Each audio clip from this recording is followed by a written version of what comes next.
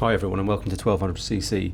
Now if you like this video, and even if you don't, please stick around and check out my channel over the next couple of weeks because we've got a few decent videos coming out. This was a meeting from the Bobber Addicts group where we had about 10 or so of us showed up to the Goldtop meet, which was really good to see some other Bobber owners there, got to be a bit of a chat. And then afterwards a group of us went off for a ride. There was 4 of us in total. Now we've got the Big Bob to Brighton coming up very soon. It's less than a week away now, and we're going to have somewhere between 40 and 50 bobbers there, which is going to be absolutely crazy. So please stick around for that video. I'm hopefully going to get some decent footage for that. I've just forked out for a new 360 cam as well, so hopefully I'm going to be getting some really good shots, not just from the chest mounted GoPro that I've got at the moment, but also from the back of the bike, the side of the bike. And I don't think you're going to see any footage anywhere else with about 50 bobbers, probably anywhere in the world at the moment. I don't think I've seen any meets that are that big. This is it's going to be a really interesting one, and it's going to be really good fun to meet up with all these different people. So that's enough of that. What we'll do now is we'll just focus on today's ride, and then we'll go from there. Unfortunately, even though there were quite a few of us that met up in the first place, when it came to actually going for a ride, the numbers went down quite substantially. But that was understandable considering where we'd met up was quite a distance from some people, and everyone lived in different directions, so going for a ride wasn't really going to be ideal for certain people, and the distances they're going to have to travel home. But a couple of us went for a nice little ride down in towards Essex, down towards the coast. As you can see, there's 4 of us in this footage. So riding with other bobber owners was quite interesting because I'm still getting used to the bike. I haven't had it that long. I haven't even done 1,000 miles on it yet. And I'm still trying to work out where its limits are and how hard I can ride it. And I'm absolutely nowhere near the limits at all. I'm barely scratching the surface. But to watch other people who have had the bike for many more months or many more years, as it may be with some of them, you can see how much harder they are able to ride it, how much more lean angle they can put in, how the tyres can grip the road so much better than I've ever given them appreciation for it. It just gives you a realisation of how good these bikes actually are, and how the limiting factor is absolutely the rider and not the machine, which was really useful because it's given me a bit of more confidence and belief in the vehicle. So I think once I go out next time, I'm definitely not going to be blaming the bike for any of the shortcomings of the riding. It's definitely myself, and I need to be a bit more confident when it comes to taking those corners. And although the bike is heavy at 250 kilos, it still handles surprisingly well. And watching some of these guys go around some of these corners, it made me realise just it's actually a pretty good bike, to be fair. So this was quite a short ride. I think it only worked out about 30 miles. We ended up down by a little pub, down by sort of a stream and a river. It was actually quite picturesque. It's quite nice. When I bought this bike, I was intending that I was going to go on some rides and some long distance rides with some of my friends. However, most of them who were supposed to be buying similar type of bikes ended up buying Gixxer 1000s and so forth. So unfortunately that hasn't really happened.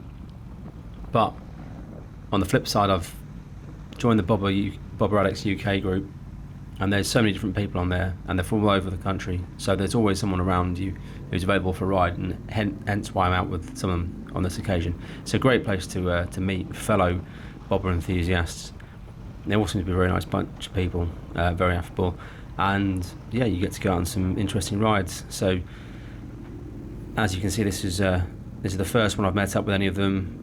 They were a nice bunch of people, nice to sit down and have a cool drink within the sun after we'd finished this ride, and be looking forward to the next one we do, which is going to be substantially longer and substantially busier, going from 4 bikes to 10 times that number, 40, which is going to be absolutely crazy. I think the only thing I'm not looking forward to, if I'm honest, is that if we go further than about 70 miles, we might have to stop for fuel, and trying to refuel 40 bobbers at a petrol station could be quite interesting, and it could take quite a while.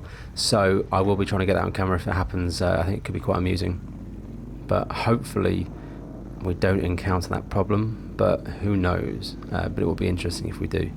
I must say though that this footage and everything you're seeing, this is post the 600 mile service on my bike, so I've been able to rev the bike a bit harder. And I have said in other videos previously that it has changed the way the bike feels, and that is definitely something which is massively noticeable now. and the more I ride it, the more I do notice it. Now, apart from just watching the other guys ride their bikes and seeing how much more confident they are and what the bikes can really do without them really trying, it's making me much more appreciative of mine now that I can ride it that a little bit harder in terms of with higher revs. Once the bike's revving that a little bit higher, it just performs better. You don't want it to be lazily chugging away when you're trying to go around a corner. You want it to be pulling you along at a sustained pace, really, which is something that the bike wasn't really doing before because they couldn't keep the revs high enough.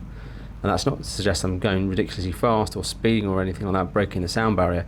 It just means that when you're riding a national speed limit road, you're able to ride at those kinds of speeds comfortably, and it absolutely makes a difference.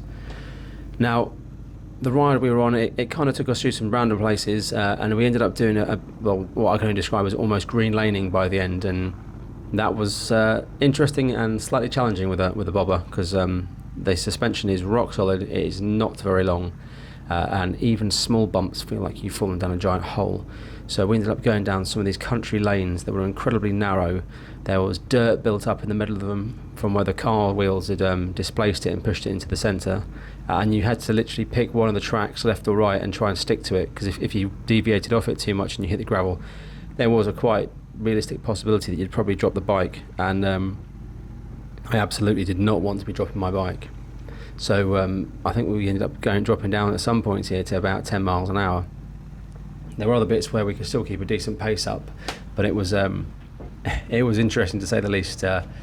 When we finished, we had a bit of a good old laugh about what a slightly unusual route we ended up taking. I don't think it was intentional to begin with, but it was a good laugh, and it's interesting to take the bike through some different roads that you wouldn't usually take them on. Well, that's about it for me, really. Thanks for watching this video. Please like and subscribe. Comment if you'd like to. If there's anything you'd like to see in the upcoming videos, anything about the bike that you want to know about, that you want me to do a video on, please let me know. And if I'm able to do it, I shall sort those out. Thank you and goodbye.